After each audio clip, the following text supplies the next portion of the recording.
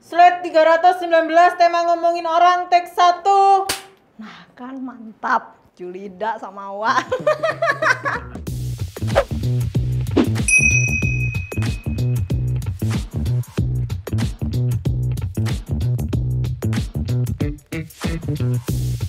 Seberapa kuat lo bisa nahan diri lo untuk gak ngomongin orang? Seberapa kuat ya?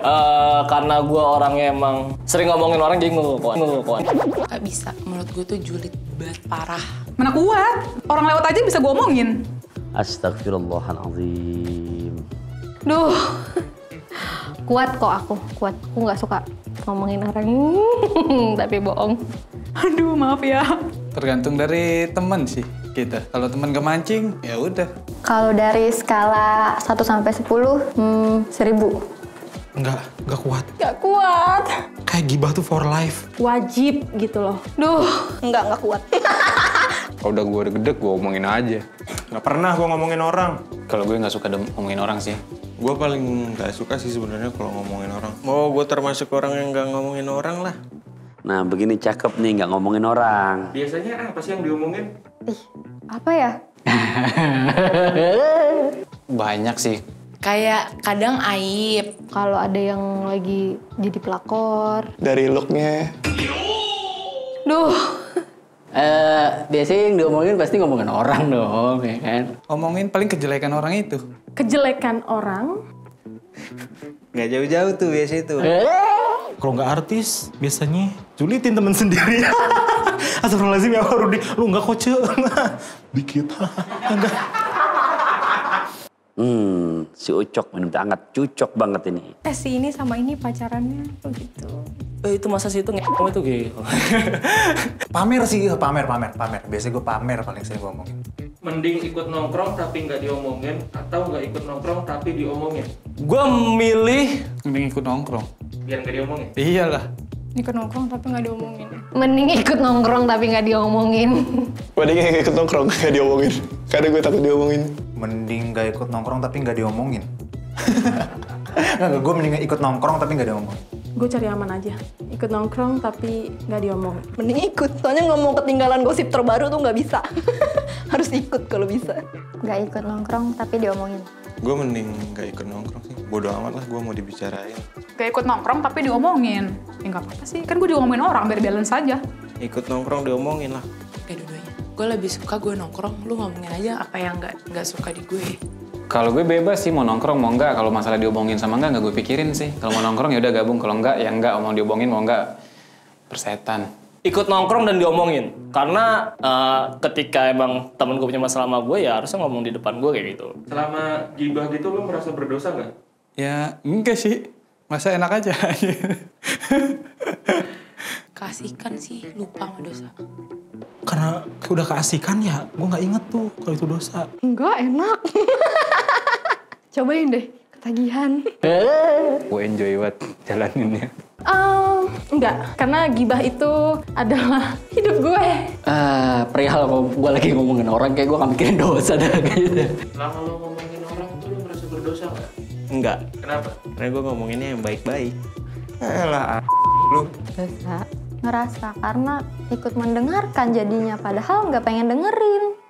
Gue kalau ada yang gibah gitu, gue nggak selalu ngerasa nggak nyaman. Jadi gue cabut sih. Gue nggak pernah pengen gabung gitu.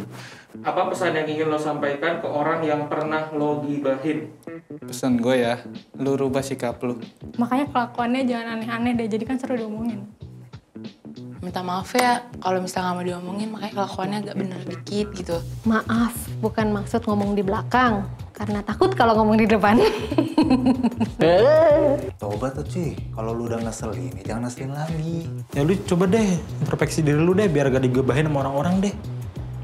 Lu semua, emang lu pikir diri lu udah benar lu ngomongin orang? Lu lihat diri lu sampah Udah, kurang-kurangin lah ngomongin orang. Apa pesan yang ingin lo sampaikan ke orang yang masih suka gibah? Mending udah deh nggak usah gibahin orang, karena sebenarnya tuh Tuhan aja lagi nutupin aib lo. Pasti suatu saat kalau aib lo kebuka ya lo juga nggak mau kan diomongin orang. Fokus ke diri lu aja sendiri. Sadar kali ya, sadar ya lu. Ya ampun maaf ya, gue tapi pasti lu juga pernah ngibahin gue kan, jadi impas cuy. Intinya gue minta maaf deh sama yang udah gue gibahin ya. Jangan benci sama gue. Maafin ya kalau gue udah pernah, gue pernah ngomongin lo tahu waktu itu. Maafin gue ya gitu. Minta maaf atas kesalahan-kesalahan gue. Gue coba berdamai dengan keadaan dan diri gue. Pesan sih, maafin aku ya. Aku pernah gibahin kalian, tapi aku nggak kuat. Soalnya itu enak banget gitu kan. Tetaplah gibah selagi lo nyaman. Tetap buat cerita yang menarik buat digibahin, oke?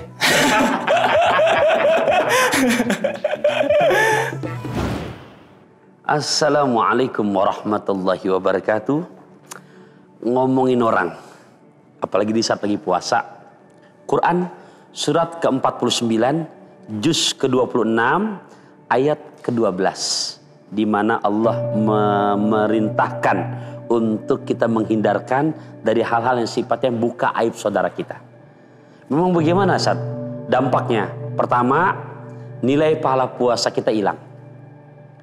Kalaupun kita ada di situ, kita lihat nih kumpulan teman-teman kita lagi pada buka aib saudara kita. Sekalipun kita diam aja, sama nilainya. Kecuali, kata Nabi, apabila kamu melihat kemungkaran, maka yang pertama kamu rubah dengan kekuatan kamu. Silakan kalau kita kumpul di situ lantas berani untuk menyampaikan kulil haq walau kana murran, mangga. Tapi ketika kita diam aja masih dalam kumpulan tersebut, itu sama saja. Kemudian lagi lain halnya ketika kita menyampaikan omongan-omongan yang ada kebaikan pada teman kita. Nah, ini malah dianjurkan. Makanya bahasa Quran surat Ad-Duha ayat ke-8, wa amma bi ni'mati rabbika fahaddis. Ceritakan. Kita punya sahabat, ya Allah, usia masih muda, tapi tahajud tiap malam, sedekahnya berani. Dia bisa menjaga dirinya dari hal-hal yang sifatnya diharamkan. Nah, kita ceritain lagi tuh kepada teman kita. Nah, ini yang begini namanya mandalla alal khair kafailihi. Mengajak orang buat kebaikan walaupun bukan kita yang ngerjain, maka nilai pahalanya sama dengan yang mengerjakan.